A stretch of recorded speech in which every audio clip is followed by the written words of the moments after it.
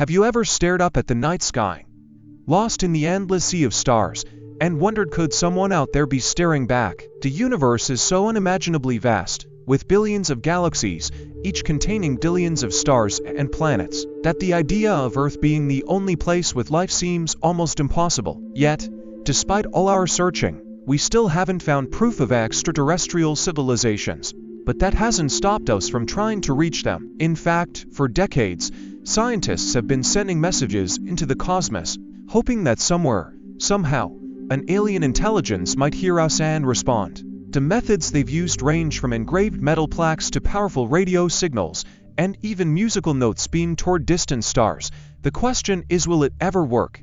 One of the earliest attempts to communicate with aliens didn't involve sound or radio waves at all. It was a physical message attached to a spacecraft. In the early 1970s, NASA launched the Pioneer 10 and Pioneer 11 probes, the first human-made objects destined to travel beyond our solar system. But scientists didn't want them to drift silently into the void. Instead, they mounted a golden plaque on each spacecraft, engraved with simple but meaningful symbols. The plaque showed the figures of a man and a woman, a diagram of our solar system, and a map pointing back to Earth using pulsars, the spinning remains of dead stars, as cosmic landmarks. The hope was that if an advanced civilization ever found one of these probes, millions of years from now, they might understand where it came from and who sent it. A few years later, NASA took this idea even further with the Voyager missions. In 1977, the twin Voyager 1 and Voyager 2 spacecraft were launched, carrying not just scientific instruments, but a time capsule of human culture. Each probe carried a golden record, a phonograph disc filled with sounds and images from Earth. These weren't random selections, they were carefully chosen to represent the diversity of life on our planet. The records included greetings in 55 languages, music ranging from Beethoven to Chuck Berry, the sounds of waves crashing and birds singing, and even the brainwaves of a person thinking about love. The legendary astronomer Carl Sagan, who led the project, believed that if aliens ever found the records, they might piece together a picture of who we are, not just as a species, but as a civilization with art, emotion, and curiosity. But physical messages like these take an incredibly long time to reach another star, thousands or even millions of years. If we want a faster way to say hello, we need something that moves at the speed of light, radio waves.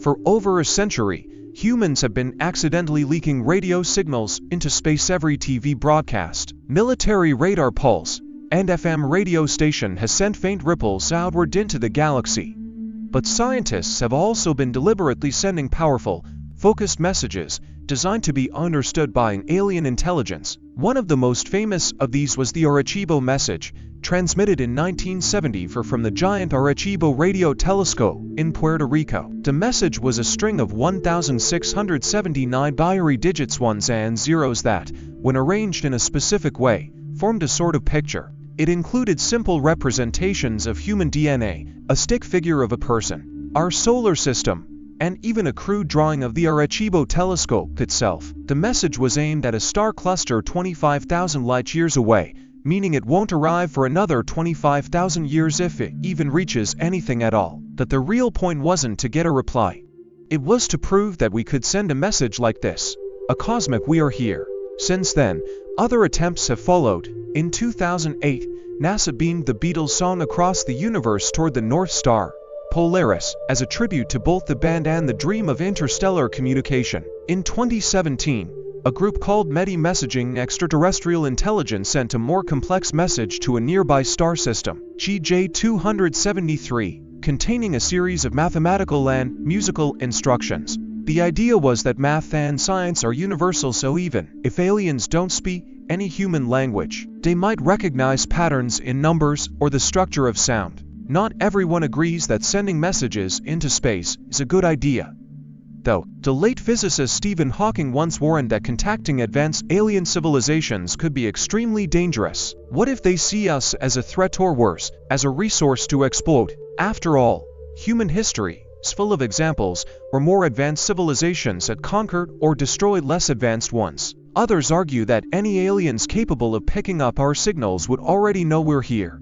thanks to the decades of radio and TV broadcasts that have been leaking into space since the 1930s. While some scientists focus on sending messages, others are concentrating on listening for them. Projects like SETI, the search for extraterrestrial intelligence, use massive radio telescopes to scan the sky for any unnatural signals. A repeating pattern. A focused transmission, anything that couldn't come from a star or a black hole. So far, they haven't found anything definitive, but there have been a few intriguing moments. In 1977, a radio telescope picked up a signal so unusual that the astronomer who discovered it wrote "wow" in the margin of the printout. It became known as the "wow" signal. To this day, no one knows for sure what caused it, though most scientists think it was probably something natural, like a passing comet. With new technology, the search is getting more sophisticated. Modern telescopes can scan thousands of stars at once, and artificial intelligence helps sift through mountains of data for anything unusual. Some researchers are even looking beyond radio waves, suggesting that advanced aliens might use lasers, neutrino beams, or even quantum entanglement to communicate. Technologies we're just starting to explore ourselves.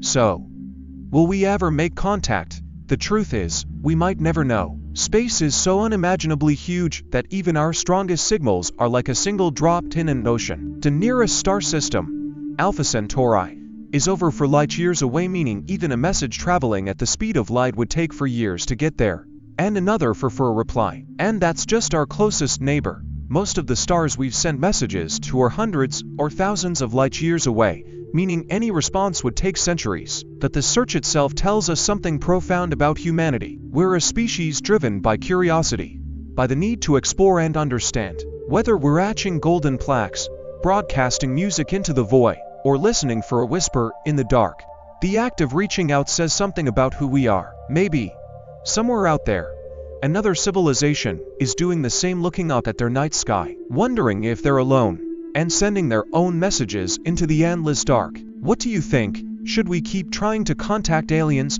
or is it too risky? Have we already been heard without real— Hey there, if you're enjoying this video and appreciate the effort behind it, don't forget to like this video. It really helps the channel grow, and if you haven't already, hit that subscribe button and turn on the notifications so you never miss an update. Oh, and one more thing, share this video with your friends. Spread the love and support. Alright, now let's get back to the video. Let me know if you want any tweaks.